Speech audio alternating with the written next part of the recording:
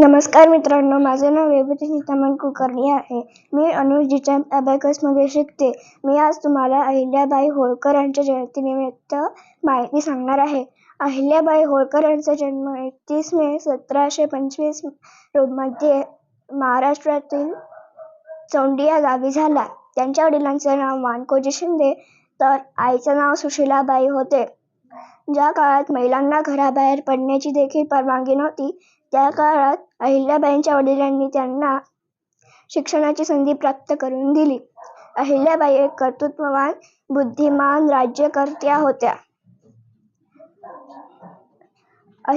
अहिल्याबाई एक उत्तम शासक तर होत्याच, सोबतच त्या समान न्यायदानावर विश्वास ठेवायच्या.